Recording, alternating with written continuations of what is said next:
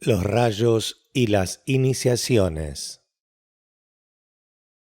Regla 10. Ahora llegamos a una de las más abstrusas y difíciles de todas las reglas para iniciados. Sin embargo, al mismo tiempo, es una de las más prácticas en aplicación y de la máxima utilidad. Concierne a los niveles etéricos de actividad.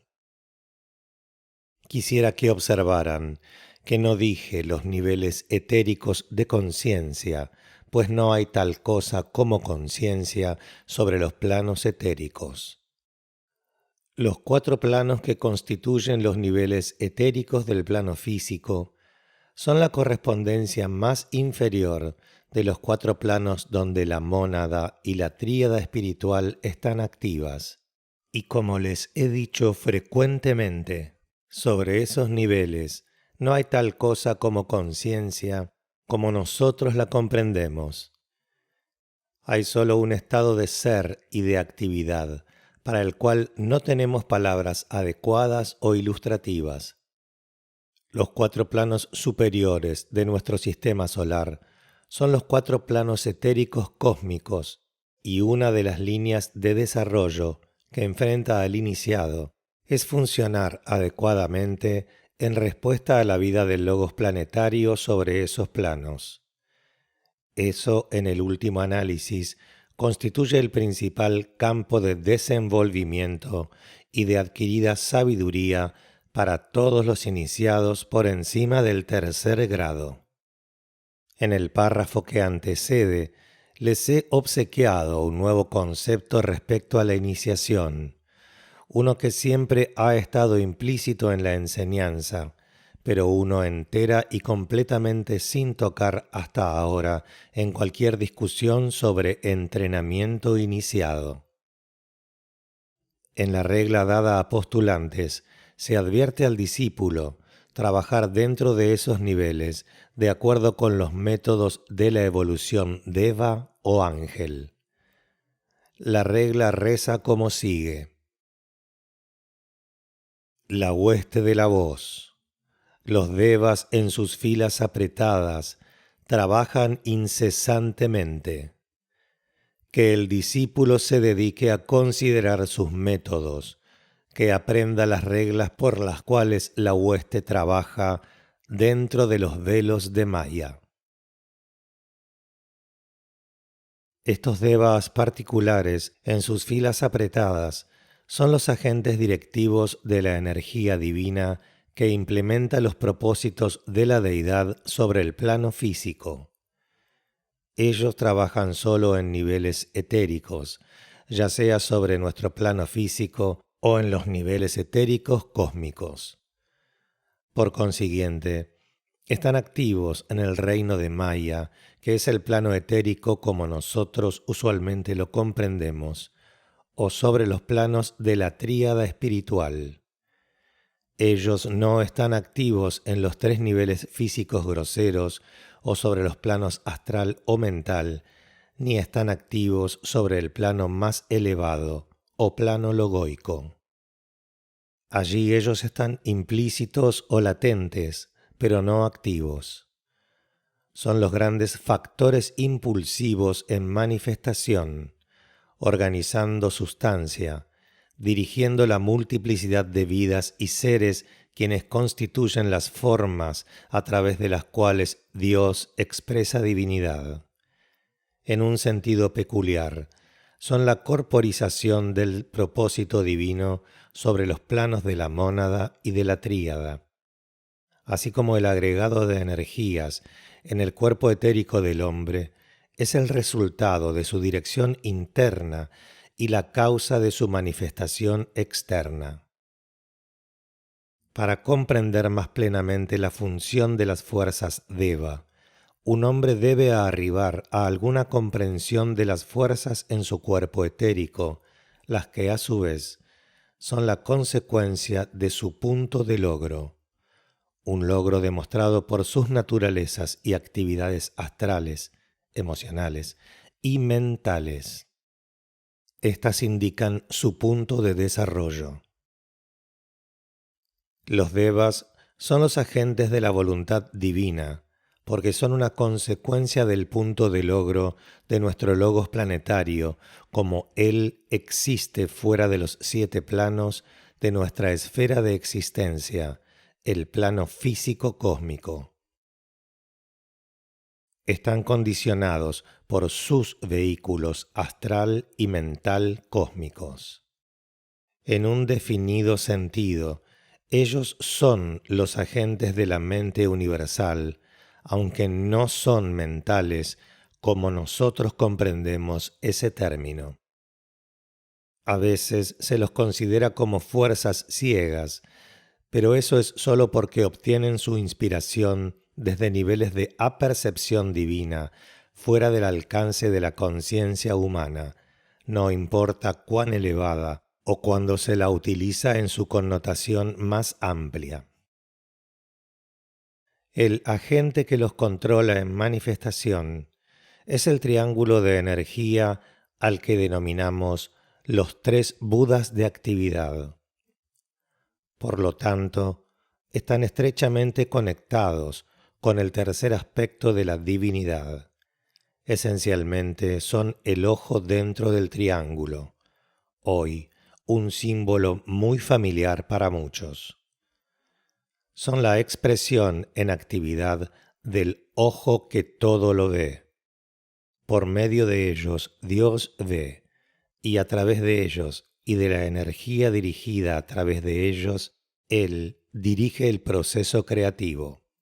Están bajo el completo control de los 3 Budas de actividad, quienes son los prototipos cósmicos de los señores de los 3 rayos mayores, pero no en el sentido usualmente comprendido cuando se considera a los rayos en su relación con el hombre. Son la correspondencia de estos 3 rayos y son responsables del entero universo manifestado, pero solo dentro de la órbita del tercer aspecto, la expresión de la mente universal. Provienen del plano mental cósmico, así como la energía, característica del segundo aspecto, proviene del plano astral cósmico. Dios es mente. Dios es funcionamiento inteligente. Dios es actividad creativa. Estas son las cualidades de la evolución Deva. Dios es amor. Dios es relación. Dios es conciencia. Estas son las 3 cualidades de la evolución crística. Esta última evolución se lleva adelante dentro de la creada esfera de influencia del tercer aspecto. Dios es vida. Dios es fuego. Dios es puro ser. Estas son las cualidades del aspecto espíritu, el aspecto omnipotente de la deidad. Todos estos 3 aspectos se enfocan y hallan una salida para la expresión sobre los niveles de los planos etéricos cósmicos y sobre los niveles de los planos etéricos conocidos por la humanidad en los 3 mundos. La ley de correspondencias es infalible si se la aborda y aplica correctamente. Esta presentación amplia y general debe ser correctamente captada si la regla, como es dada a discípulos e iniciados, ha de ser correctamente comprendida.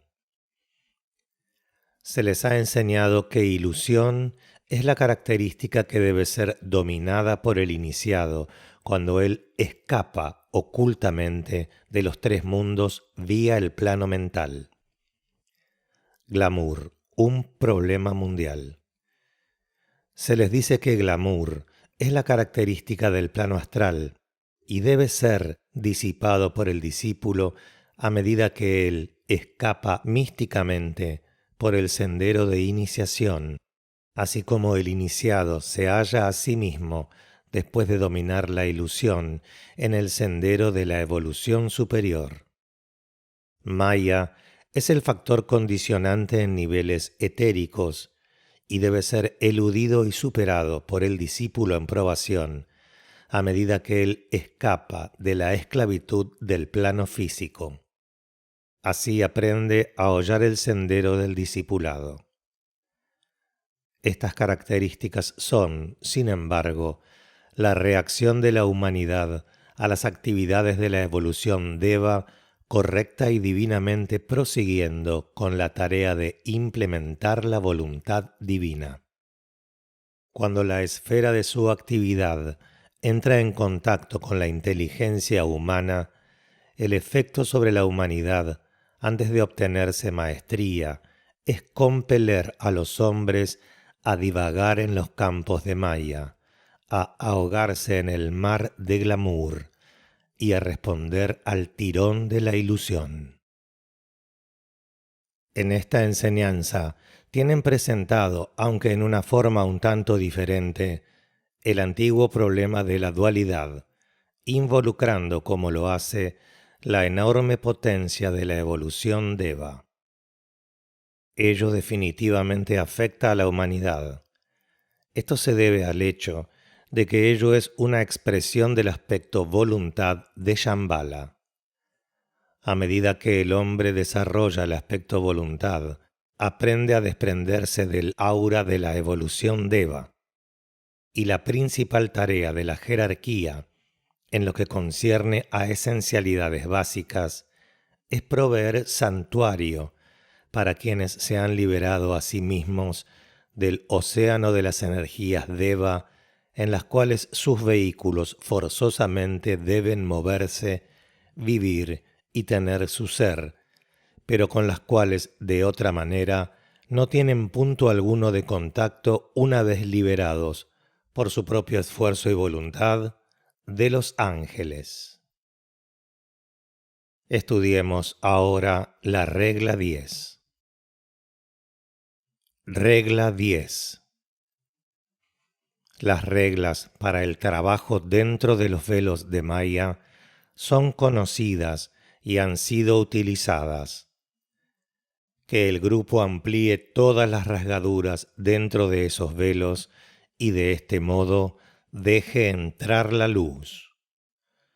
Que la hueste de la voz no se oiga más y que los hermanos sigan adelante dentro del sonido.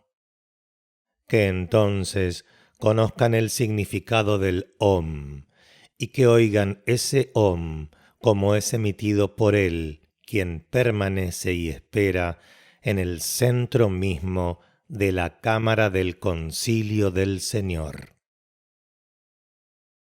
Aquí les recordaría que estamos considerando trabajo que el iniciado debe efectuar y no estamos considerando el esfuerzo usual de aspirantes en apuros para tratar y manejar esas fuerzas que han logrado llegar a la expresión física. Estas, desde los niveles de los 48 subplanos, están esperando para precipitarse al mundo manifestado físico denso. El aspirante siempre debe trabajar desde lo exterior hacia lo interior y debe esforzarse por dirigir su vida desde arriba hacia abajo, si estas fuerzas han de ser dominadas por él y no han de controlarlo. El iniciado, sin embargo, trabaja desde adentro del círculo, es decir, el círculo o campo de Maya. Su actividad, por lo tanto, debe ser llevada adelante desde el corazón mismo del misterio de estas fuerzas.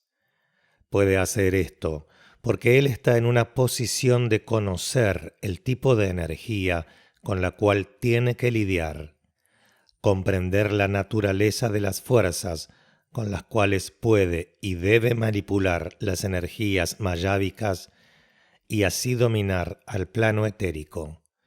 También es consciente de dónde un velo termina y otro comienza, y desde qué nivel puede exitosamente poner las turbulentas y vivientes energías en conformidad con el canon divino. También debería observarse aquí que las energías proyectadas por el iniciado hacia el mundo de Maya son dirigidas por él desde los varios centros en su propio cuerpo y desde el punto central de energía en cada particular centro empleado. El iniciado opera desde la central joya en el loto, y estos 7 puntos focales centrales, estas 7 joyas así llamadas, son la correspondencia de la joya en el loto egoico. Esto significa, por lo tanto, que el trabajo exitoso dentro de los velos de Maya involucra siempre el uso del aspecto voluntad y el consciente empleo de esa cuota de la fuerza de Shambhala que el iniciado es capaz de apropiar y usar, porque ha comenzado a trabajar como un agente de enfoque de la tríada espiritual, y ya no está trabajando como un alma o como una personalidad bajo el control del alma. Este es un punto importante a recordar. Es a lo largo del Antakarana que la fuerza utilizada por el iniciado debe verterse, y de acuerdo a la naturaleza del trabajo a realizar, así será el particular hilo o hebra del puente arcoíris que el iniciado emplee. Hay 4 velos de Maya, necesariamente construidos de 7 fuerzas, y producen el aspecto fáctico y fenoménico en tiempo y espacio de la gran ilusión, en sus 3 formas, de ilusión, glamour y Maya. Hay 7 puntos de energía a través de los cuales diferentes aspectos de la fuerza necesaria para producir los efectos deseados dentro de los velos de Maya pueden fluir, y corresponden a los 7 tipos o cualidades de rayo.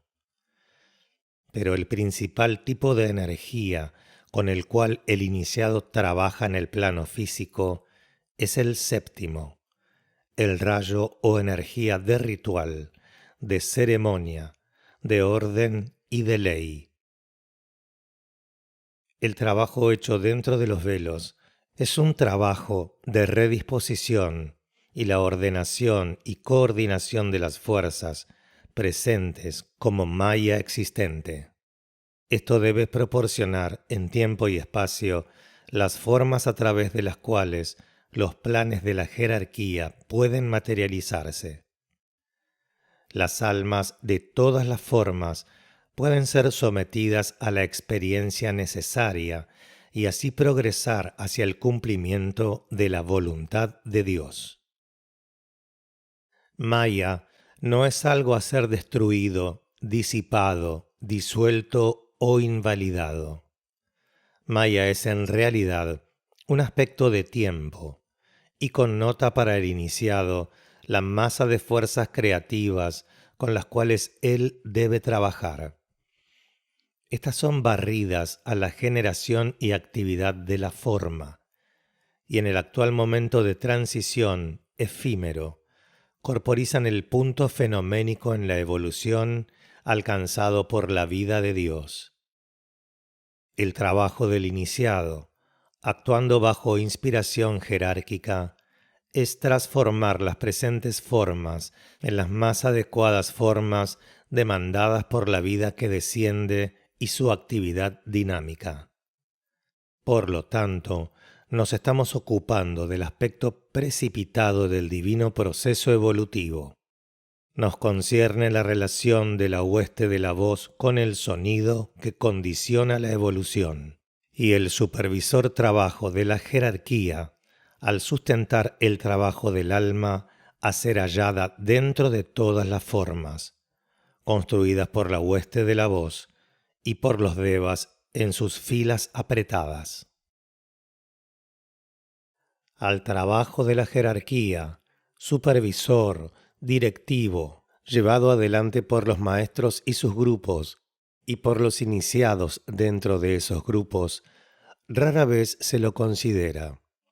Sin embargo, es un trabajo de suma importancia y uno al que definitivamente se hace referencia en esta regla. Fundamentalmente, La tarea expuesta ante la jerarquía es dejar entrar la luz, pero esta vez no en el sentido de revelación, de visión o de iluminación. Estas últimas son todos aspectos de luz del alma. El trabajo del iniciado es ayudar en la construcción del cuerpo planetario de sustancia luz, que finalmente revelará la naturaleza de la deidad y la gloria del Señor. Es la correspondencia planetaria del cuerpo luz, mediante el cual Cristo y todos los hijos de Dios que han alcanzado la perfección finalmente se manifiestan. Es un vehículo creado por la energía de voluntad y es implementado y mantenido en existencia por la voluntad.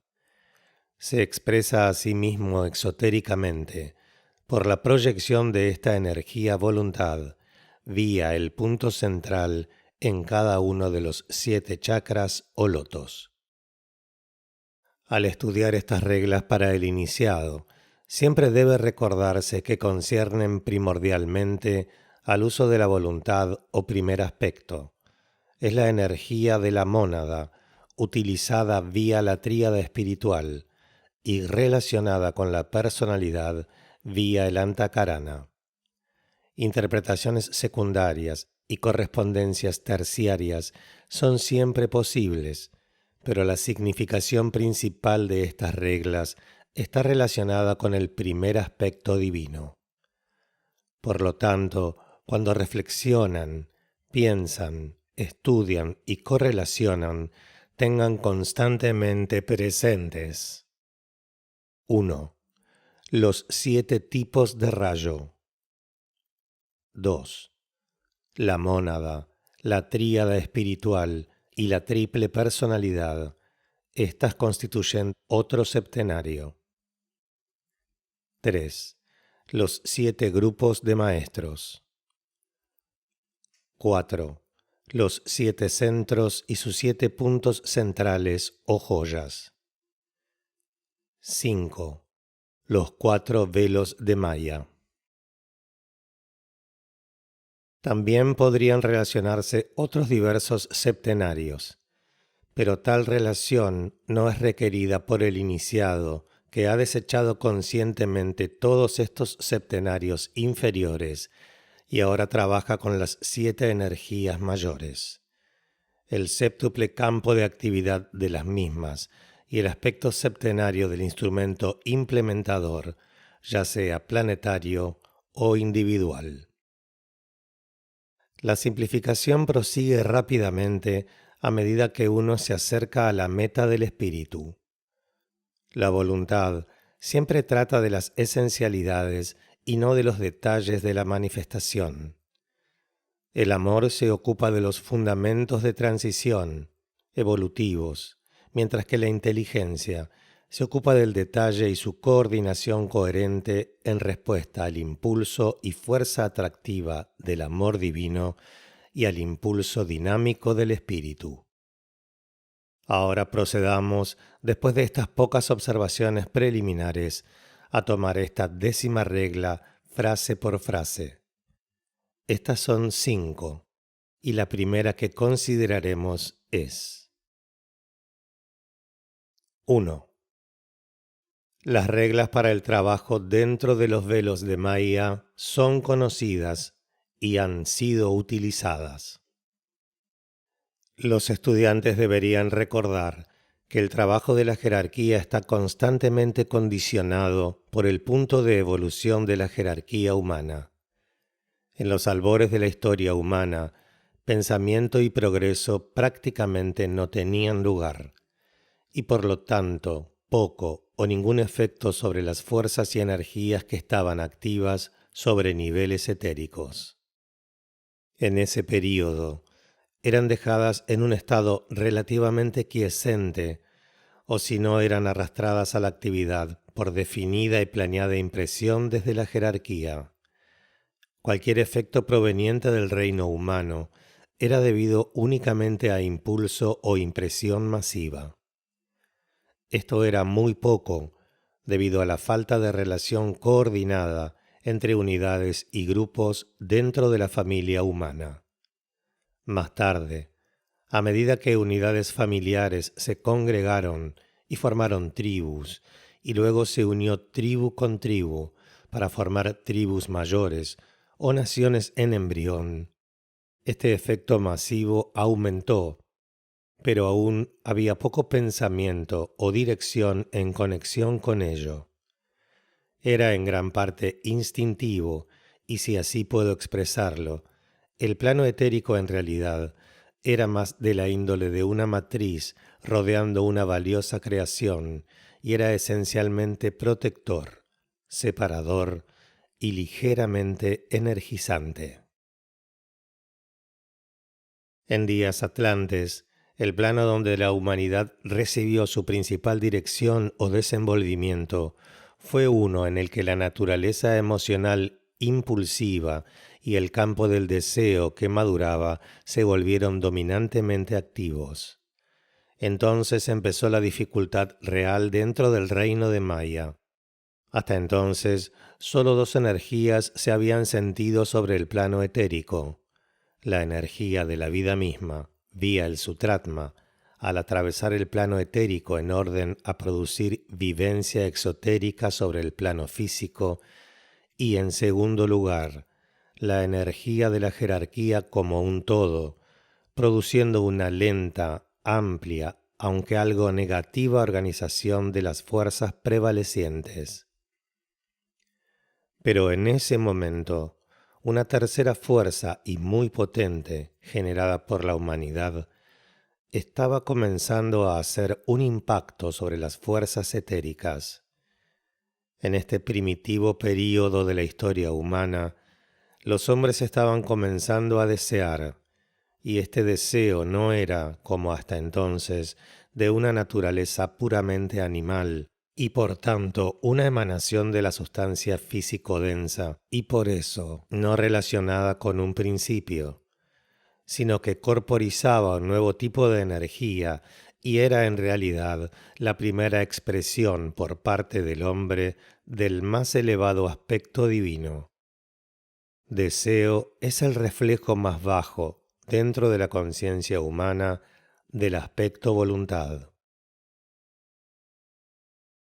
Esta potente vibración de deseo era evocada por hombres que todavía estaban sin visión espiritual alguna de clase alguna. Eran puramente materiales en sus reacciones instintivas, y correctamente así en ese momento particular, y estas reacciones llamaron la atención de ciertas energías o seres puramente malignos. Estos seres se aprovecharon de la situación en orden a satisfacer su deseo de poder, de nuevo una distorsión de la voluntad o primer aspecto. Así fue fundada la Logia Negra. Se alimentó con el deseo humano y parecía un enorme vampiro ensombrecedor. Vició el vivir humano y aumentó el crecimiento del deseo mucho más allá de la expectativa normal o planeamiento jerárquico, creando así falsas metas y estándares, construyendo una barrera entre el centro planetario más bajo, la humanidad, y el punto medio o centro, la jerarquía. Será evidente, por lo tanto, que las siguientes energías fueron liberadas dentro del reino de Maya. 1. La fuerza instintiva del deseo animal. Esta no era errónea en sí misma y está sujeta a negación con el tiempo y normalmente está controlada. 2. La corriente de vida descendente, y esta en dos aspectos. A. El aspecto vida, al conferir ser. B. El aspecto vida, al preservar forma. 3. El constante impacto del poder atractivo del alma, implementado por la jerarquía y aumentando en potencia a medida que el tiempo transcurre. 4.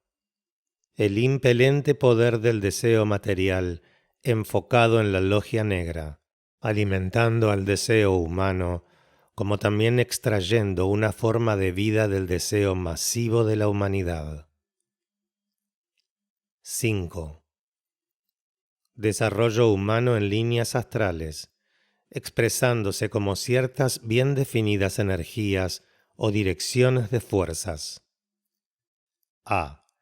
Deseo material de posesiones. B. Deseo de aquello que es propiedad de otros. A esto se refiere el mandamiento no robarás. C. Objetivos y ambiciones de la personalidad. Estos constituyen una forma de deseo enfocado, de una naturaleza compelente, determinante de vida. D. Aspiración, conduciendo a visión y al camino místico. E. Purificación, el consciente manejo del deseo sobre el sendero de probación. F. Iniciación. Las dos primeras iniciaciones son tomadas, como saben, sobre el plano astral y llevan a estar completamente libre tanto del plano de glamour como del reino de Maya. Durante todo ese período ha estado sucediendo la organización del plano etérico, sometido al impacto de las energías y fuerzas como las arriba mencionadas, además de ciertas otras energías latentes o potentes en las cuales no tenemos interés inmediato alguno. Tanto la Gran Logia Blanca como su oponente, la Logia Negra, aumentaron constantemente en potencia. Gradualmente, las fuerzas tomaron forma organizada y los 4 velos de Maya, o las 7 energías separadoras, se volvieron bien definidas. Cuando esta diferenciación estuvo completa, 2 grandes acontecimientos planetarios, si así puedo denominarlos, fueron consumados. 1. Los 7 centros en el cuerpo humano, 5 a lo largo de la columna vertebral y 2 en la cabeza, estuvieron esotéricamente en forma. Los 7 lotos o chakras estaban funcionando, algunos poderosamente, mientras otros permanecían sin despertar. Estos 7 ahora eran visibles para la visión clarividente. 2. Aparecieron los 7 ramas de los maestros en sus 7 grupos, condicionados por los 7 rayos, motivados desde Shambhala, organizados en ese momento sobre los niveles superiores del plano mental y gradualmente provistos de personal desde las filas de la humanidad misma a medida que uno a uno los hombres lograban la iniciación. Paralela a esta actividad, e implementada, alimentada y sustentada por la Logia Negra, fue la aparición del glamour sobre el plano astral. Y a este espesante glamour la humanidad constantemente contribuyó y respondió. Luego, a medida que la evolución progresó y el intelecto humano comenzó a hacerse sentir, los 4 velos de Maya y la gran cortina de glamour comenzaron a condicionar al plano mental. Entonces apareció la ilusión y la diferencia entre verdad y falsedad, entre bien y mal, y entre el sendero de la mano izquierda y el sendero de iniciación se volvieron evidentes para la humanidad avanzada de la época. Para la jerarquía, estas diferencias siempre habían sido conocidas, pero ahora los seres humanos se enfrentaban con ellas y las reconocían. La gran potencia de la elección intelectual confrontó a la humanidad, y la raza aria, cuando ese nombre es correctamente usado para denotar moderna humanidad inteligente, vino a la existencia. A medida que transcurrieron las edades, los hombres contribuyeron más y más tanto al problema como a la solución de Maya, del glamour y de la ilusión. La potencia del pensamiento humano comenzó a hacerse sentir. Los hombres, en número creciente, buscaron el sendero de liberación y de esa manera ingresaron en la jerarquía. Se volvieron activos e instruidos oponentes de la Logia Negra e inteligentes manipuladores de energía, como puede ser proyectada hacia abajo y utilizada para destruir los cuatro velos, disipar el glamour y desvanecer la ilusión. La humanidad respondió más y más sensitivamente a los impactos, tanto subjetivos como objetivos, y su cooperación comenzó a ser efectiva y útil para la jerarquía, requiriendo algunos cambios en las técnicas jerárquicas, dejando a algunos de los trabajadores jerárquicos libres para otras actividades diferentes, y complicando grandemente el problema y amenazando la seguridad y el estatus de la Logia Negra. Uno de los resultados de este desarrollo mental fue el envío de discípulos al mundo de los hombres. Ellos salieron en gran número, y mientras preservaban el vínculo consciente con el asrama al que estaban afiliados, se podía confiar en que vivirían entre los hombres como hombres y que harían influir su potencia sobre el problema de Maya y glamour, haciéndolo desde abajo hacia arriba. Este trabajo tenía que ser realizado por discípulos que pudieran estar bajo presión, quienes a pesar de todas las dificultades vivirían noblemente y se prepararían para y tomarían la iniciación que para ellos era su próximo paso. Varios cientos de años atrás, solo en unos pocos se podía confiar así. Hoy, 1944, hay muchos en cada país, aunque hay muy pocos en Alemania, debido a la concentración en ese desdichado país del poder de la Logia Negra y también al mal uso de la fuerza de Shambhala. Esta fuerza ha sido aislada y su aspecto destructivo utilizado en Alemania, y esto se ha hecho sin la actividad paralela de la energía de amor de la jerarquía. Este hecho es lo que ha imposibilitado, desde 1933, la entrada de discípulos de la Logia Blanca. En cualquier otra parte, sin embargo, la concentración de discípulos activos es mayor que en ningún otro momento en la historia humana. He acentuado este punto porque nuestra segunda frase, que el grupo amplíe todas las rasgaduras dentro de esos velos, se refiere aquí a discípulos y los grupos que en todas partes ellos han reunido a su alrededor. Estos grupos, muchos en número y difiriendo en potencia de rayo, es lo que guiará al mundo a través del período de posguerra hacia la nueva era. La presión de estos grupos sobre el plano físico es lo que ha precipitado la crisis entre la Gran Logia Blanca y la Logia Negra. Su trabajo es dejar entrar la luz, y donde va la luz, la Logia Negra debe desvanecerse y desaparecer. Se alimenta de glamour e ilusión, y usa los velos de Maya como una protección. Los estudiantes harían bien en evitar nombrar y diferenciar los cuatro velos. Los velos mismos son transitorios y variables. Difieren a medida que caen bajo el impacto de los 7 rayos. No es posible ni práctico distinguirlos uno del otro, excepto desde el ángulo de la jerarquía, y su destrucción hoy, aunque anteriormente no fue así, ha de venir desde el plano físico denso, y el ataque debe ser realizado por personalidades e individualidades morando en cuerpos físicos. Este es un modo un tanto nuevo de acercamiento, pues hasta ahora solo muy pocos discípulos e iniciados han sido capaces de trabajar de esta manera. Hoy, cientos y miles de discípulos están trabajando y así aprendiendo a usar las antiguas reglas para el trabajo dentro de los velos de Maya. Permítanme darles aquí algunas de estas reglas o fórmulas como se encuentran en el libro de reglas del maestro y como puedo traducirlas. Algunas son intraducibles. 1.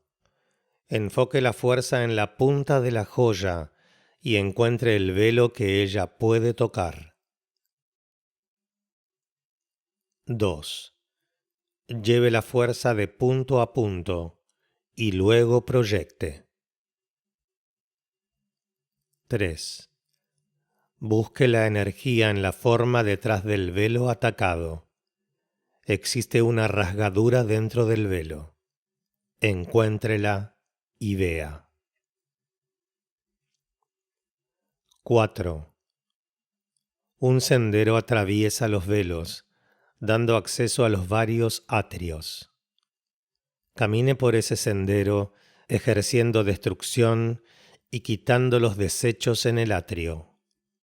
El atrio de los cambistas de dinero es el último. 5. Enfrente las fuerzas descendentes y encuentre la corriente que es suya. 6. Esté alerta a la maligna corriente de fuerza que trata de remendar las rasgaduras. Proyecte sobre esa corriente la energía de la cual usted sabe. Lo condujo desde el asrama al interior de los velos. Úsela y haga retroceder el mal hasta el plano astral.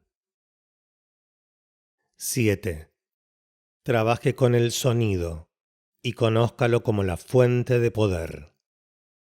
Use primero la voz, luego use el Om y más tarde use el sonido. Los tres juntos serán suficientes.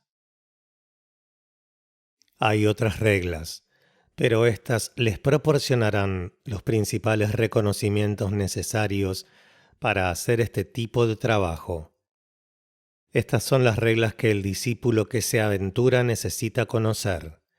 Han sido usadas y no deberían ser interpretadas por la mente inferior, sino con la ayuda de la conciencia iniciada. La segunda frase es la siguiente. 2. Que el grupo amplíe todas las rasgaduras dentro de esos velos y de este modo deje entrar la luz. Llegamos ahora a un definido mandato o instrucción grupal. La ayuda del grupo es invocada casi en la forma de una orden.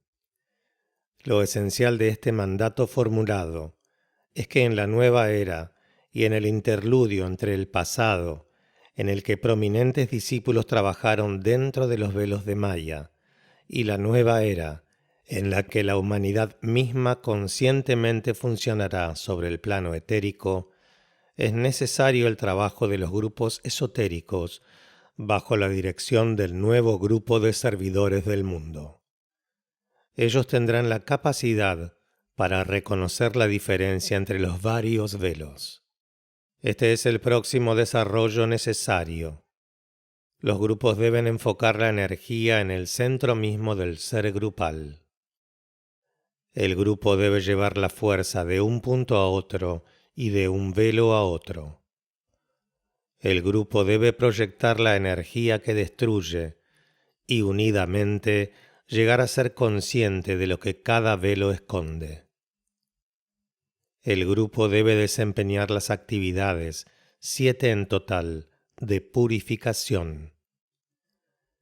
El grupo debe enfrentar, aceptar y distribuir la energía espiritual descendente que finalmente consumará el trabajo realizado. El grupo, mediante el uso de esa corriente descendente, hará retroceder las fuerzas del mal hasta el plano astral y trabajará unido con los 3 aspectos del primer rayo, tipificados por la voz, el Om y el sonido. En lo antedicho, tienen en realidad una gran fórmula para la actividad grupal y también un potente método una vez que el grupo pueda unidamente trabajar junto para la depuración y la reorganización de las fuerzas activas hoy en el mundo. Estas fuerzas ahora están arrasando y descontroladas. Su efecto es casi tangible, siendo en sustancia etérica, y están fáctica y visiblemente presentes bajo el control de la logia negra. Esta logia usa las voces de la propaganda engañosa. La palabra de muerte, que no les daré, pues el Om, la palabra de vida, es suficiente, y el sonido del aspecto más denso en manifestación, el sonido de poder en el reino mineral. Esto constituye una condición sin paralelo y crea una excepcional concentración de las fuerzas del bien y las fuerzas del mal sobre el plano etérico. La tarea de todos los grupos que están trabajando bajo los maestros de la sabiduría es dejar entrar la luz, utilizando esas rasgaduras que ya existen dentro de los velos de Maya. Aquí podrían ser notadas 3 rasgaduras mayores dentro de esos velos. Están simbólicamente mencionadas en la Biblia, aunque su significado esencial no ha sido notado ni comprendido. La primera rasgadura mayor fue hecha por el establecimiento de la ley de Dios, y esto se nos representa simbólicamente en el Antiguo Testamento en el relato de Moisés. Él subió al monte de Dios y allí recibió los 10 mandamientos. Esto es la expresión de la ley divina como es adaptada para la humanidad y como es necesaria en la proyección de esas fuerzas que destruirán, purificarán y reorganizarán. Moisés, el legislador, penetró a una de las aulas dentro de los velos de Maya y allí se encontró con la gloria del Señor. Esta era de una radiancia tal que, como lo expresa el antiguo comentario, aquel que entró entre los primeros a penetrar dentro de los velos absorbió la luz y no supo cómo comunicarla. Ni él ni ellos estaban preparados. Pero la luz estaba allí, y también los 2 ojos que dirigen. Pero solo uno puede usar, proyectar y enviar la luz sobre su misión. El otro debe ser cegado, y de este hecho el legislador era consciente.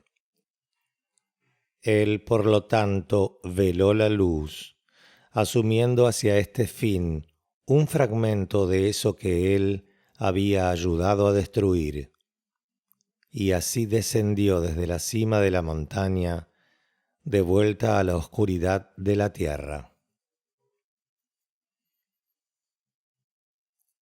La segunda, y con mucho la más importante rasgadura, fue hecha por el poder del segundo aspecto, cuando el Cristo sometió al Maestro Jesús a la 4ª iniciación, y su influencia conjunta triunfó sobre la muerte.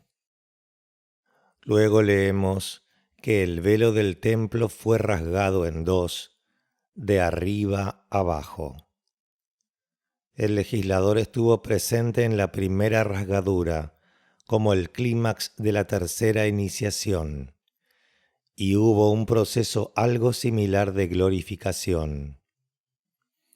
Un acontecimiento similar tuvo lugar en la transfiguración del Cristo, sobreumbrando o más bien obrando a través del Maestro Jesús. Pero en el triunfo sobre la muerte, y debido al episodio de la gran renunciación o crucifixión, tuvo lugar una rasgadura grande y mayor. La ley, cuando es correctamente observada e interpretada, define la actitud del hombre sobre el plano mental y sirve para producir una rasgadura en el velo etérico, separando de la forma físico-densa el vehículo etérico en su cuádruple aspecto. La rasgadura del segundo velo, al momento de la crucifixión, dejó entrar luz al segundo nivel del plano etérico y un nuevo tipo de iluminación se difundió al exterior sobre la tierra. Ley y amor podían ahora penetrar en la conciencia de la humanidad de una manera nueva y directa, ya que el cerebro del hombre quedaba involucrado por medio de la sustancia de la contraparte etérica del cerebro físico. El instinto de autopreservación, uno de los aspectos más inferiores de la ley, y la tendencia a la sensitividad, sentimiento o emoción, una de las formas más inferiores del amor, podían ser expresados de una manera más comprensiva.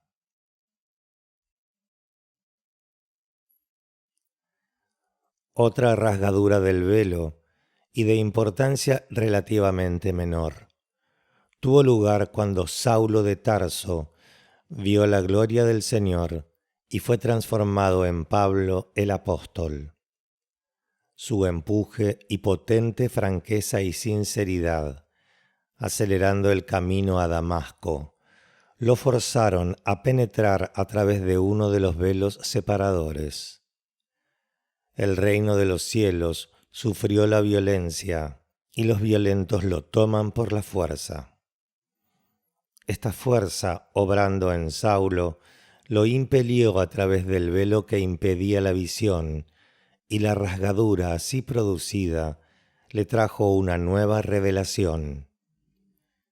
Se nos dice que estuvo completamente ciego durante 3 días, y esto lo corroboran los registros esotéricos. Es bien sabido que esto corresponde a los 3 días en el sepulcro, correspondencia reconocida por los esoteristas. Corresponde también a la penetración en el tercer cielo, de lo cual Pablo dio testimonio más tarde en su vida. Él conciencializó la naturaleza de la ley, como lo demuestran sus epístolas posteriores. Fue llevado a los pies del iniciador gracias al efecto del amor, y de este modo aprovechó las 2 rasgaduras en el velo anteriores. Mientras así se esforzaba por alcanzar la luz, escribió esa epístola acerca de la cual tanta polémica se ha encendido, la epístola a los Hebreos.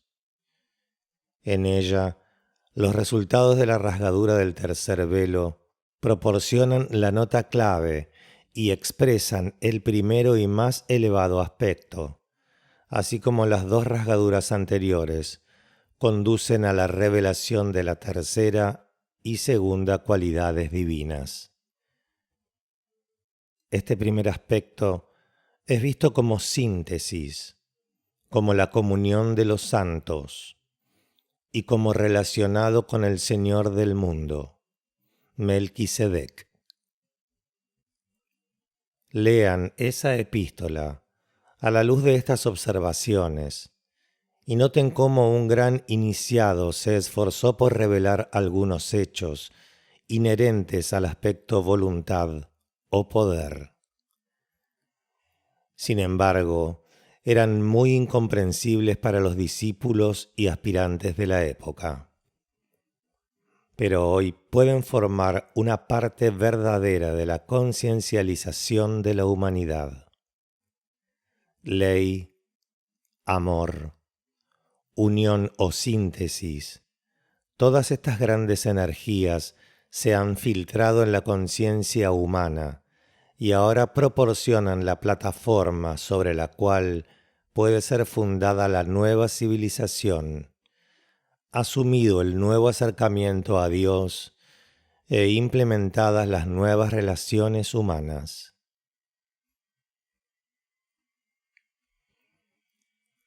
Por lo tanto, 3 grandes rasgaduras ahora existen, además de numerosas otras menores y menos importantes, a las cuales no se ha hecho referencia ni es necesario hacerla. Tres grandes hijos de Dios, en el momento de la iniciación, hicieron un aporte mayor a la conciencia humana mediante su determinada voluntad de ley, voluntad de amar y voluntad de síntesis. Así el género humano fue ayudado a avanzar más fácilmente por el camino iluminado, a pasar por las aulas de Maya, ayudados por la luz, vertiéndose a través de las rasgaduras hechas en los velos separadores por perfeccionados hombres divinos en el momento mismo de su triunfo. Aún queda por hacerse una cuarta gran rasgadura como resultado de las energías liberadas y el bien adquirido que las tres rasgaduras anteriores han hecho posibles. Esta cuarta rasgadura mayor será hecha por la humanidad misma, de pie con intención masiva, enfocada a través de los grupos que son exteriorizaciones de las ramas de los maestros. Por lo tanto, será hecha cuando la jerarquía tome forma física sobre la tierra nuevamente. Tengan siempre en cuenta la naturaleza simbólica de esta enseñanza. Los velos no son velos actualmente existentes en el sentido usual de ese término. Son de la índole de fuerzas y energías opositoras que actúan como factores inhibitorios para el aspirante a medida que procura progresar, y para la entera familia humana a medida que avanza sobre el sendero de evolución. Básicamente, no están relacionados con la conciencia en absoluto, pues en la mayoría de los casos, estos velos están en el lado terrenal del ser y no sobre el lado de luz. Son esencialmente fuerzas físicas, y aunque son el resultado del propio esfuerzo y actividad del hombre a lo largo de las edades, en gran parte son obstáculos a su progreso no conciencializados, invisibles. Constituyen la concentración más inferior de fuerzas precipitadas desde otros niveles de actividad superiores al físico, como ustedes comprenden la sustancia física. Si uno pudiera usar una frase que, aunque verdadera, es engañosa, están entre el hombre sutil interno, mental y astral, y su cerebro físico. Son eso que impide el registro cerebral del mundo de causas y de significado. Este mundo interno puede ser emocional o mental en su enfoque y en su precipitación de fuerza al plano etérico. Puede ser el resultado fusionado de la integración de la personalidad y ser una combinación de energías, o puede ser dominado por los efectos de la energía del alma. Estos, si son evocados, pueden penetrar ocultamente y expulsar o desintegrar y abrirse camino entre las fuerzas separadoras que velan, de este modo produciendo coordinación finalmente entre alma y cerebro. Estos velos son como cortinas sobre las ventanas de la visión. Impiden la conciencialización de lo que está más allá del ámbito o zona de la experiencia común o mediocre, e impiden que penetre la luz. El trabajo de los tres hijos de Dios antes mencionado no concierne a la rasgadura de los velos de su propia vida interior y fuerzas, produciendo de este modo contacto del alma claro y expedito, ni a la iluminación de la experiencia sobre el plano físico. Eso se había efectuado hacía mucho tiempo en estos casos especiales e individuales. Su servicio fue prestado a la humanidad, y ellos hicieron rasgaduras en los velos que separaban al género humano de la experiencia espiritual superior y del registro del hecho de la existencia de la jerarquía. El suyo fue un servicio universal e hizo posible progreso humano adicional, pues hasta que no se hubiera dejado entrar una mayor medida de luz, para el hombre no era posible ver y captar la necesidad de destruir los obstáculos a la luz. Los velos permanecen desapercibidos por el aspirante término medio, hasta que alguna luz aparece a través de las rasgaduras en la cortina de impedimento.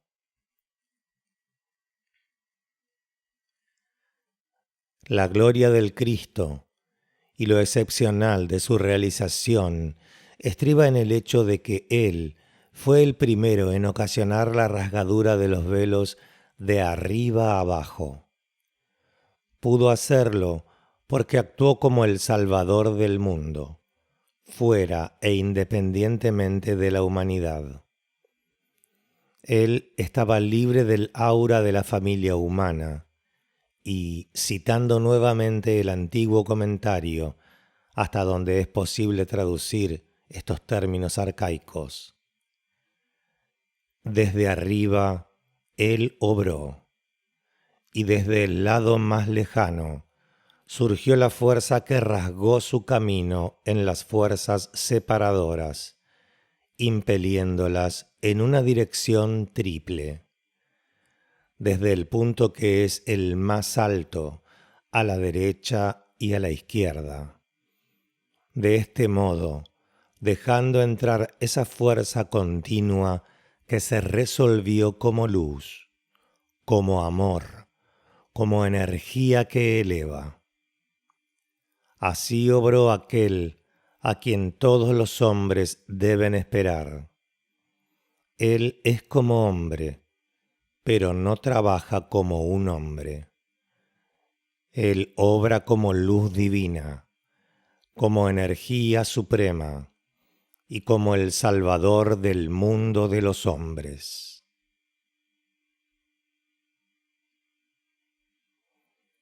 Permítanme citar otra vez la misma fuente y darles los antiguos nombres de los velos. Próximo al plano terrenal se encuentra el velo de impulsión y luego el aula de concentración. Le sigue el velo de distorsión, relacionado con el mundo de glamour, como la impulsión lo está con la fuerza. Más allá de ese velo se encuentra el aula de elección. Y luego encontramos otro velo, el velo de separación, y más allá de él está el aula de hombres ciegos, cegados por luz, pero enfrentando el velo final, el velo de aspiración. 4 velos, 3 aulas y muchos hombres. Dejaré que ustedes hagan debida aplicación de este párrafo de verdad declarada y de conciencialización condensada. Les recordaría que concentración es una cosa para el aspirante y una cosa muy diferente para el iniciado, y que las elecciones hechas por el iniciado no se parecen a las que hace el discípulo. La fuerza cegadora referida puede abarcar toda la gama desde la profunda oscuridad espiritual en la que se mueve el hombre término medio, pasando por la ceguera de la cual Saulo de Tarso fue el exponente, hasta esa condición que abruma al iniciado más elevado cuando aguarda admisión en la cámara del concilio del Señor. La ceguera es un preludio de la iniciación del grado que sea. Solo en la última y más elevada iniciación, la tendencia a la ceguera llega completamente a su fin. En las primeras etapas de la evolución, la ceguera es natural, innata, inevitable e impenetrable. Durante edades, el hombre camina en la oscuridad.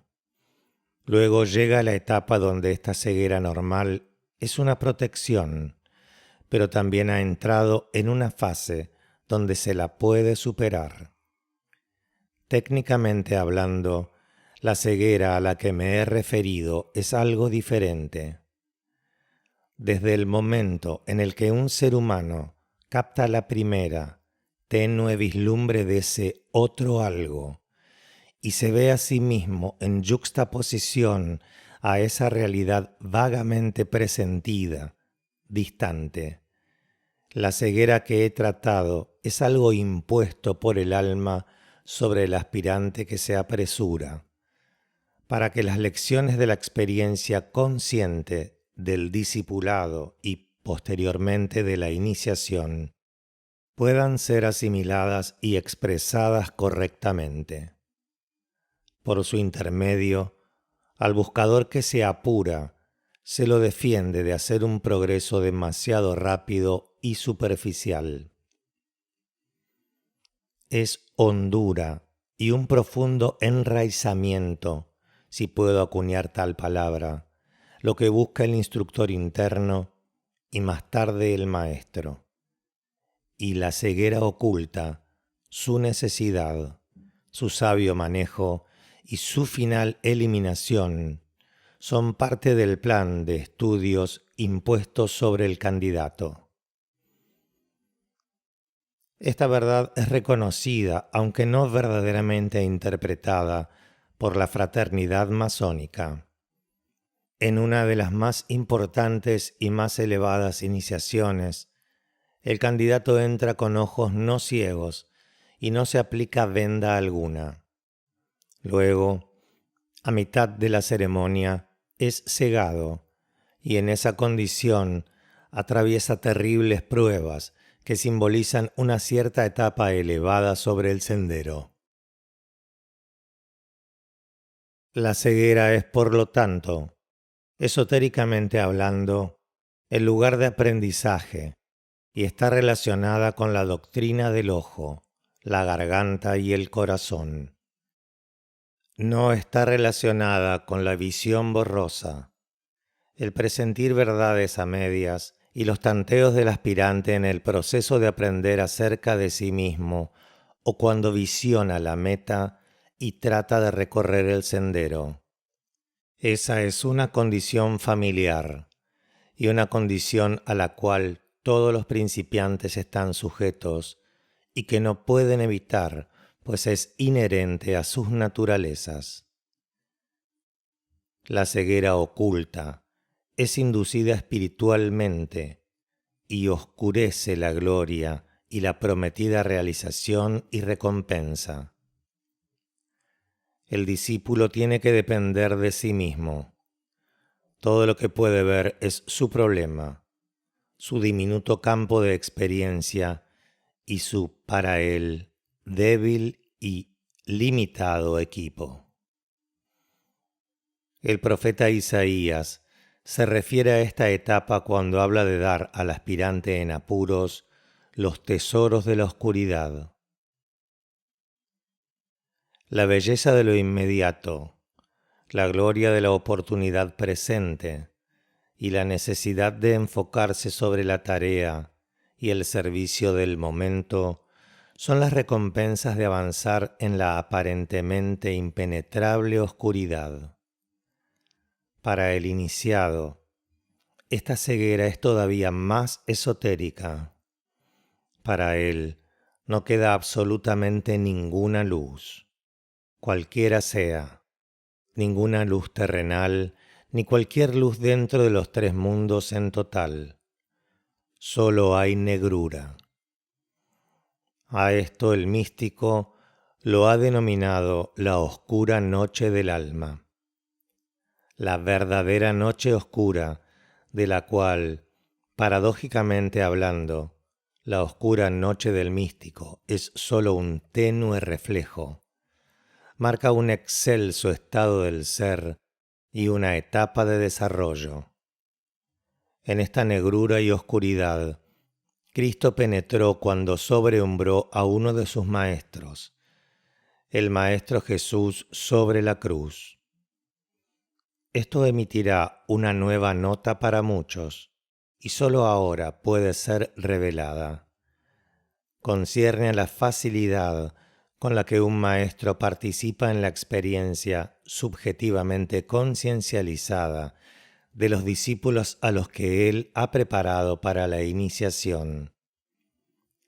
Se relaciona también con la identificación aún más elevada del Cristo con esos iniciados que están tomando la cuarta y quinta iniciaciones, tal como el Maestro Jesús en la experiencia antes mencionada. Cristo ya no es el iniciador, sino que supone para el iniciado como el maestro para el discípulo.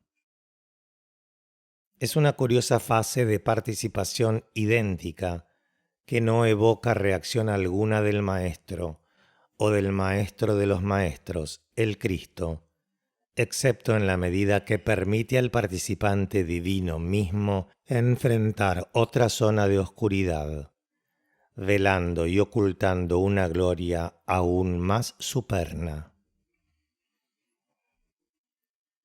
El párrafo que antecede está mucho más allá de la comprensión del estudiante término medio, pero será comprendido por aquellos cuyos ojos están abiertos para ser cegados. Los estudiantes deben recordar que los 4 velos sobre el plano etérico son sólo las correspondencias simbólicas inferiores de ciertas grandes zonas de expresión divina, y que siempre la gloria debe abordarse a través de la oscuridad. Tal es la ley. Estos factores superiores que velan pueden ser mencionados y enumerados, pero no puede darse más información concerniente a estos misterios, esta oscuridad separadora con la que se topa el iniciado. Velo 1. Eso que enfrenta al discípulo cuando lucha con el morador en el umbral y deviene consciente del ángel de la presencia, aunque todavía él no lo ve. Velo 2. Eso con lo que el iniciado se topa en la cuarta iniciación y que lo fuerza a exclamar en su ceguera: Dios mío, ¿por qué me has abandonado? Las palabras pronunciadas por el Cristo en ese momento y como el participante han sido olvidadas por el ortodoxo, aunque preservadas por el esoterista. A ellas se refiere HPD en la doctrina secreta. Velo 3. Esa misteriosa ceguera que abruma al iniciado cuando, como la corporización de todas las fuerzas de la tríada espiritual, él enfrenta a la mónada y es impelido adelante por la devastadora voluntad del primer aspecto. De esto no puedo escribir. Concierne a la sexta y séptima iniciaciones. Velo 4. Ese desconocido e impenetrable vacío, la completa oscuridad de negación que aquellos quienes están en la cámara del concilio del Señor del mundo y quienes están enfocados en Shambhala enfrentan cuando para ellos llega el momento de negar nuestra expresión de vida y experiencia planetarias por completo. Deben entonces dejar atrás la totalidad de los 7 planos de experiencia espiritual y humana y seguir adelante y afuera en fases de vida y ser para las cuales no tenemos palabras y de las cuales no tenemos concepto alguno. Parten a través del 4º velo en los niveles físicos, etéricos, cósmicos, en el plano más elevado de nuestros 7 planos, y pasan al plano astral cósmico. Allí, ellos niegan la existencia del mismo como antes han negado la existencia del plano astral, una ilusión tan familiar para todos nosotros. El iniciado pasa al plano astral cósmico y encuentra ¿qué? ¿Quién sabe? Yo no. De esta manera, los velos cumplen su función. La ceguera nutre y protege, siempre que sea innata y natural, impuesta por el alma o espiritualmente engendrada. Si es obstinadamente autoinducida, si proporciona una coartada para el conocimiento adquirido, si es asumida para evitar responsabilidad, entonces entra el pecado y sigue dificultad. Ojalá todos ustedes se protejan de esto. Paso a paso, los hermanos de la luz y otros quienes recorren conscientemente el camino iluminado se han apartado a sí mismos del encanto de la forma. La hueste de la voz ya no puede lograr desviar sus pasos, y los velos de ilusión ya no bloquean su visión y su avance. Una relativa libertad ha sido ganada, y el iniciado permanece libre de mucho que hasta entonces ha obstaculizado su progreso. El mundo de forma, de glamour y de seducción ya no tiene más atractivo para él. Comprende la significación del mandato incorporado en la 3ª frase de esta 10ª regla. 3. Que la hueste de la voz no se oiga más, y que los hermanos sigan adelante dentro del sonido. Expresando la idea en términos esotéricos, la frase anterior podría ser parafraseada como sigue: las voces y la voz desaparecen. El aum es reemplazado por el om, y en el centro de ese om, el hermano está de pie.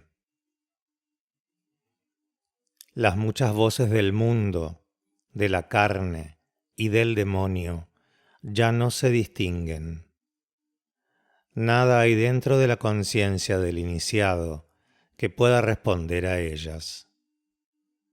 La voz del silencio desaparece también, y la palabra misma no puede ser oída. Solo el sonido permanece. Este es el sonido que reverbera en los mundos amorfos. Es el sonido al cual la tríada espiritual responde y del cual el iniciado es una parte, porque el sonido que él hace a medida que avanza sobre su camino creativo es una parte del sonido universal. Debería señalarse que aquel que está en el centro mismo de la cámara del concilio de Shambhala profiere todas las palabras, la palabra, y él también pronuncia el sonido. Esto tiende a olvidarse. Él es quien entona el aum, y todas las cosas vienen a la existencia. Él es quien expresa la palabra, el om. y Dios encarnado en la humanidad aparece en la tierra. Él es quien pronuncia el sonido, y sobre ese aliento saliente mantiene todas las cosas en vida. Y en el ascenso y caída de sus cadencias se halla el ritmo cíclico del proceso creativo. Él será quien retirará el sonido y, centrando la vibración dentro de sí mismo, algún día pondrá fin a esta manifestación periódica y llevará el sonido a otras localidades en el espacio, manteniéndolo en aquiescencia sobre el aliento retirado hasta que alboree un posterior ciclo de expresión. Entonces será nuevamente exhalado y enviado a proporcionar un nuevo campo de experiencia para las vidas que en ritmo cíclico nuevamente procuren manifestarse. Toda la historia de la encarnación está oculta en la comprensión del sonido y su diferenciación en el Om y el Aum.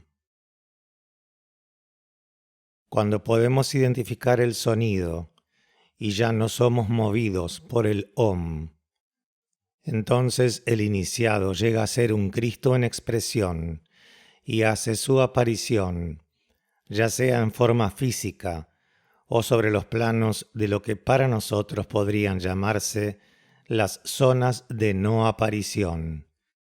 Él puede entonces contener y utilizar las energías de las cuales la tríada espiritual es el custodio y las cuales son la expresión de la voluntad y propósito de Dios. Aunque el iniciado quizás no sea una parte del gobierno planetario, y aunque quizás no sea un miembro del concilio en Shambhala, pues solo un limitado número de iniciados están situados así, él tiene no obstante el derecho a moverse en idénticos niveles y prepararse a sí mismo para esos procesos evolutivos superiores que le darán entrada al plano astral cósmico. Esto le permitirá calar y reconocer el glamour cósmico y le dará la clave oculta del mundo de sentimiento y de senciencia, del cual nuestra respuesta a sentimiento y nuestra sensitividad emocional e intuicional son nada más que los tenues y distorsionados reflejos. Este es un factor de alguna importancia a tener en mente si ha de desarrollarse un correcto sentido de proporción. El iniciado ha aprendido en la Tierra que el plano astral de hecho no existe, por lo menos para aquellos de los grados superiores de iniciación. Este conocimiento constituye el primer paso hacia la comprensión del secreto de la negación, hacia una verdadera comprensión de las bases de los siempre existentes pares de opuestos y hacia el conocimiento que está detrás de la significación de la negación. La frase que antecede muy probablemente signifique poco para ustedes, pero no obstante contiene una verdad para la cual las pruebas, experiencias e iniciaciones de la existencia planetaria preparan al iniciado. Ellas lo dotan de esas cualidades que le permitirán contactar con el mal cósmico y sin embargo permanecer intacto. Finalmente desempeñar su parte en llevar a la Logia Negra y su hermandad a un fin profano. Las raíces de la Logia Negra están en el plano astral cósmico, como las raíces de la Logia Blanca y su hermandad están en el plano mental cósmico. Esto es en realidad solo por el momento y en orden a ver perfeccionadas y llevadas a una consumación ciertas actividades organizadas sobre la estrella Sirio. Esto frecuentemente ha sido insinuado en mis escritos. El camino de la evolución superior conduce al plano astral cósmico, y la meta que lleva a un hombre allí es la trascendente visión acordada en alguna de las iniciaciones superiores. La cualidad que le permite trabajar como un factor creativo en la Gran Logia Blanca es la facultad búdica desarrollada. Para usar una metáfora muy conocida, aunque poco comprendida, él viaja sobre las alas del sonido. Esto solo puede ser cuando él puede 4. Oír ese Om, como es emitido por aquel quien permanece y espera en el centro mismo de la cámara del concilio del Señor. Estos son pensamientos graves y solemnes y de poca utilidad para el lector término medio. Sin embargo, es esencial que él evite el concepto de que el logro de la iniciación más elevada sobre este planeta señala el fin o la consumación de una grande y final etapa. Solo señala el comienzo de significación. Este es un enunciado de valor esotérico. Así como el logro del control físico libera al neófito para el aprendizaje de lecciones superiores en preparación para las iniciaciones mayores, así la superación de las condiciones presentadas por los 7 planos de nuestra vida planetaria libera al iniciado, como el Buda o el Cristo, para circunstancias condicionantes aún más elevadas y más importantes. Su trabajo real como miembros de la Hermandad Blanca está en el punto de comienzo, y el verdadero propósito de la existencia de la Gran Logia Blanca comienza débilmente a alborear sobre su embelesada y asombrada comprensión. Por lo tanto, nos resulta de real valor tratar de captar la continuidad de revelación y el vasto futuro o perspectiva de maravilla en desarrollo que etapa tras etapa, grado tras grado y plano tras plano se despliega ante la conciencia iniciado. Aquí entramos a considerar reinos de progreso de los cuales incluso la humanidad avanzada no tiene la más mínima idea. Brevemente, estamos mencionando metas y objetivos que afrontan los miembros avanzados de la jerarquía. Estamos ocupándonos de ideas y conceptos para los cuales no tenemos ninguna terminología adecuada y que son de tal naturaleza que el mecanismo humano de pensamiento resulta incapaz de registrarlos. Por ejemplo, ¿qué les transmiten las palabras o frases propósito divino, Shambhala, el Señor del mundo? Estados de registro concienciación que no tienen relación alguna con senciencia como se expresa mediante conciencia, la logia en sirio y conceptos similares. Me arriesgaría a insinuar que en realidad nada representan, y esto porque la meta de todos quienes leen estas palabras es contacto con el alma, reconocimiento de y por la jerarquía e iniciación. Si les digo que las palabras, el Om, como es emitido por aquel que permanece dentro de los confines de Shambhala, significa que el sonido uno, redondeado y pleno, de la O, es emitido, pero que el sonido concluyente de la M es omitido. ¿Eso transmite algo a la inteligencia de ustedes? Nuevamente me arriesgo a decir que no lo hace. Por lo tanto, para mí es de poca importancia explayarme sobre esta fase de las reglas.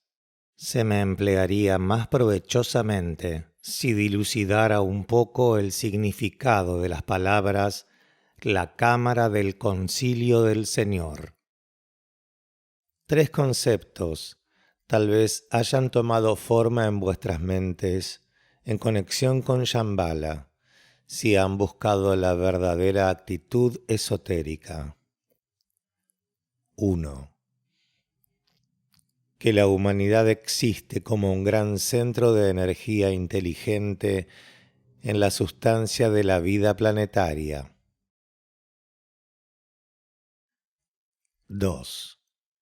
Que el centro espiritual, donde la energía atractiva, coherente, magnética, está enfocada, y desde donde fluye en dos direcciones: A, hacia los tres mundos y los cuatro reinos de la naturaleza; B, hacia Shambhala y los dos reinos superiores en manifestación. Es lo que usualmente denominamos la jerarquía, el reino de Dios, el centro de amor y de comprensión mediadora. Observen estas dos últimas palabras. 3. Que hay otro centro que no es espiritual ni humano, pero que está caracterizado por divinidad. Divinidad es la expresión de la voluntad o propósito de aquel en quien vivimos, nos movemos y tenemos nuestro ser. Ese centro donde la voluntad de Dios está enfocada y es dinámicamente enviada a cumplir el propósito es Shambhala. Ahora ha llegado el momento en que los esoteristas deben distinguir entre las palabras espiritual y divino. No son lo mismo, ni tienen la misma significación. La cualidad de espiritualidad es amor. La cualidad de divinidad es voluntad. Hay una distinción clara entre las dos y el principio mediador, o eso que relaciona o une las dos cualidades, es sabiduría. De esa sabiduría, el Buda fue la expresión en tiempo y espacio. Eso significa que hubo solo una relativa y limitada manifestación de ese fusionador principio vinculador.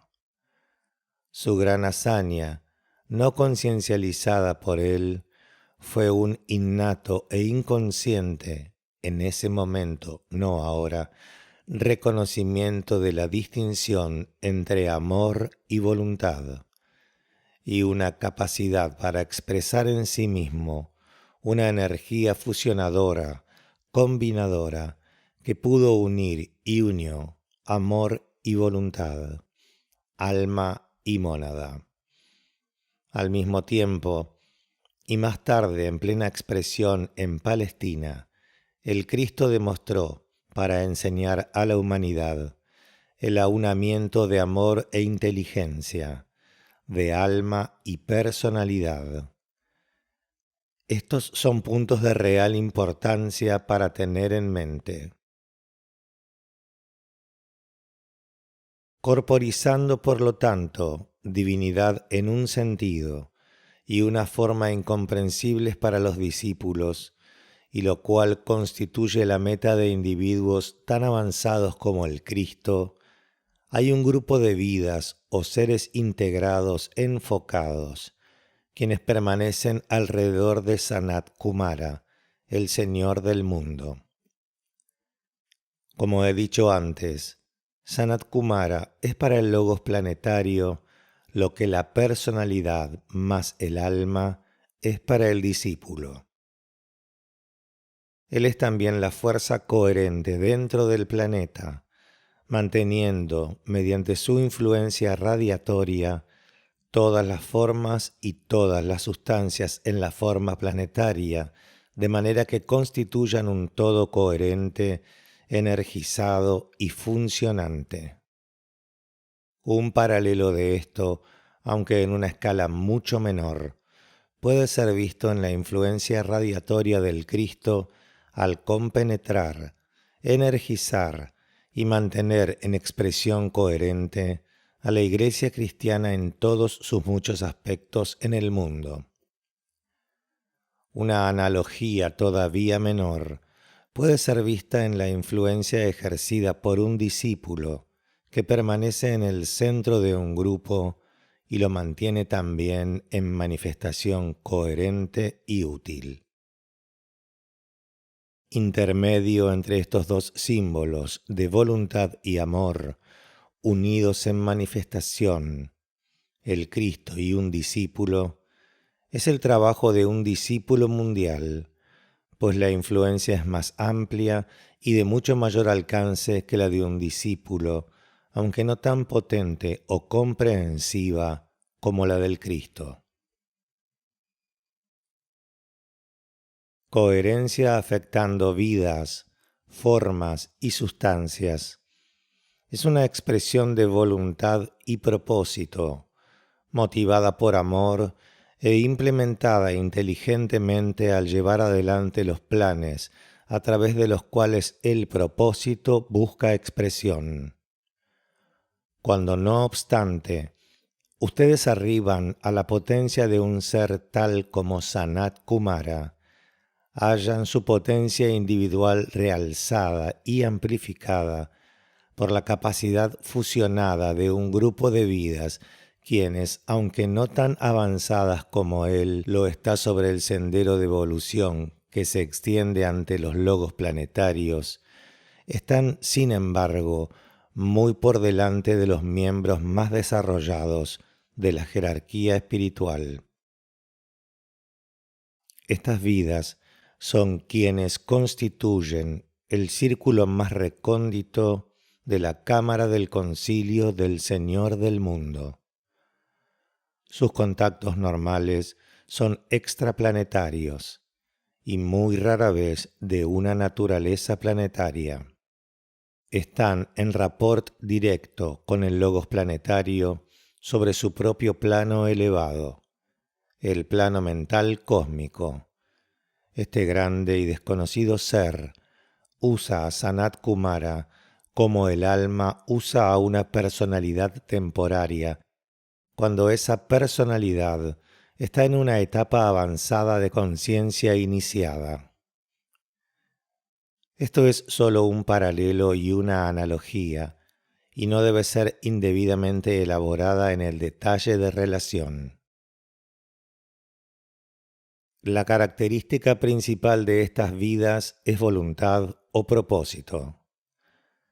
Corporizan y conscientemente saben e inteligentemente aprecian cuál es la idea motivante que el logos planetario, obrando conscientemente en su propio nivel elevado, busca elaborar y realizar en su planeada encarnación por medio de un planeta.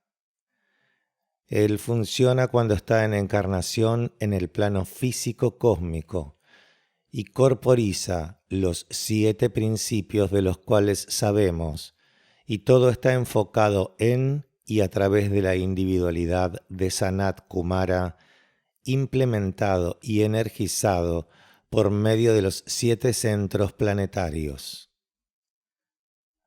Los 3 Budas de actividad, quienes también son miembros del Gran Concilio, son expresiones de las contrapartes en niveles cósmicos de las energías latentes en los 3 átomos permanentes en los 3 mundos de esfuerzo humano. Esto también es un peligroso paralelo del propósito, pues como símbolo carece de cualquier analogía verdadera. Los 7 espíritus ante el trono de Dios también son miembros del concilio, y cada uno de ellos está en estrecho rapport y contacto con uno u otro de los 7 planetas sagrados en nuestro sistema solar, y de este modo pueden aprovechar las energías que ellos corporizan. Por lo tanto, será evidente para ustedes, por inferencia, cuán comparativamente pocos miembros de nuestra jerarquía hasta ahora han sido capaces de alcanzar un estado o condición de desarrollo que justificaría que formaran una parte del Gran Concilio o que les permitiría responder a la O, emitida a intervalos de 100 años por Sanat Kumara. Este sonido es el que reúne a las unidades responsivas en el concilio.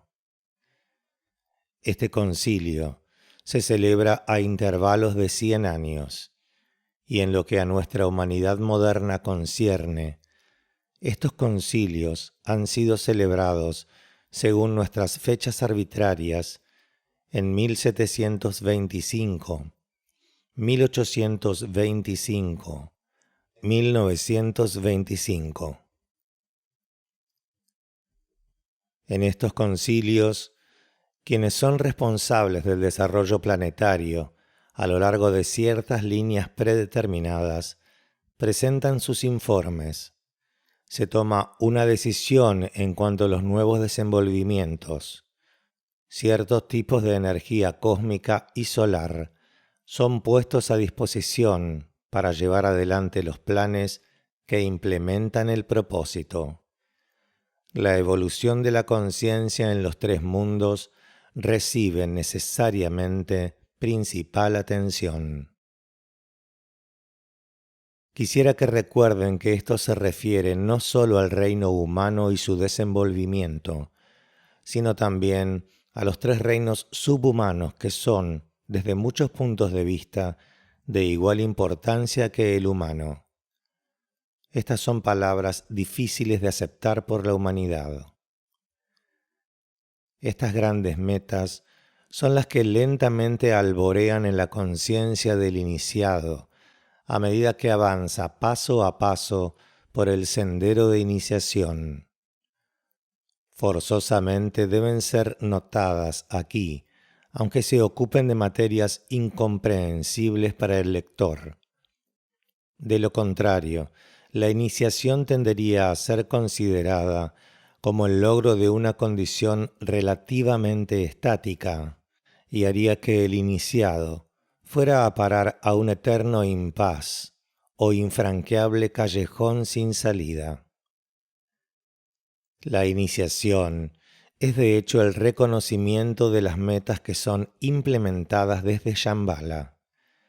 No es un proceso por el cual un hombre deviene solamente un miembro de la jerarquía espiritual. La iniciación, como el candidato la comprende, es en realidad sólo incidental y preparatoria para el sendero de la evolución superior.